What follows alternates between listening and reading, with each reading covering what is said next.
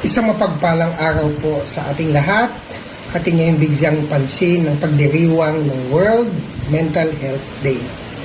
Ang layunin po nito ay itaas ang antas ng ating kamalayan patungkol sa kalusugan ng ating isipan at ang mga isyu patungkol dito.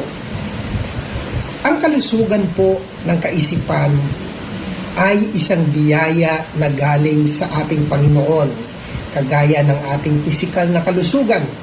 Kaya dapat lamang na ito ay ating pangalagaan din, gaya ng pag-aalaga o pag-iingat natin sa ating pisikal na kalusugan. Subalit kagaya po ng ating pisikal na kalusugan, marami din po sa atin ang nagkakaroon ng sakit sa kaisipan o mental illness. Ito po ay isa sa mga hinaharap nating problema sa ngayon, lalo na po ng panahon ng pandemic at maging hanggang sa kasalukuyan. Marami po sa atin na nagkakaroon ng depression, isang uri ng mental illness.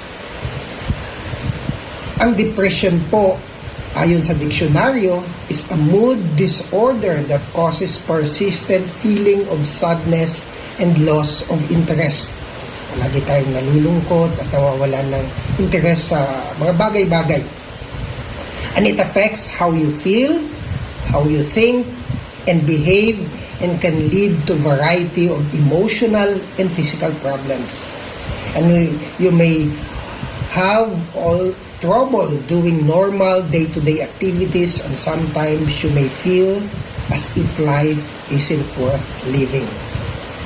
Yan po ang epekto ng depression pag tayo ay may ganitong uri ng problema. Tingnan po natin ang buhay ni Elijah sa 1 Kings chapter 19. Siya po ay binantaan ng asawa ni King Ahab na si Jezebel dahil sa kanyang ginawa sa mga propeta ni Baal. So, nang siya ay binantaan ni Jezebel, siya ay natakot. Siya ay lumayo, ay pumunta sa malayong lugar at nagtago doon. At dahil sa kanyang patuloy na pag-iisip sa banta ni Jezebel, siya ay nagkaroon ng depression. Sinabi niya sa verse 4, sabi niya kay Yahweh, Yahweh, kunin na po ninyo ako. Ako po'y hirap na. Mabuti pa pong mamatay na ako. Ano ang tugon sa kanya ni Yahweh? Sinabi ng isang anghel ni Yahweh, sabi niya, lumabas ka at tumayo sa ibabaw ng bundok sa harapan ko. In verse 11, pagkasabi nito, dumaan si Yahweh at umihip ang napakalakas na hangin. Sumabog ang bundok at nagkadurog-durog ang mga bato sa lakas ng hangin, ngunit wala sa hangin si Yahweh. Nang tumigil ang hangin ay lumindol, ngunit wala sa lindol si Yahweh. Pagkalipas ng lindol ay kumidlat, ngunit wala rin sa kidlat si Yahweh. Pagkalipas ng kidlat, narinig niya ang isang banayad na tinig. Ang presensya po ng Panginoon o ng ating Panginoon ang tumulong kay Elijah upang malampasan niya ang kanyang depression o ang kanyang mental illness.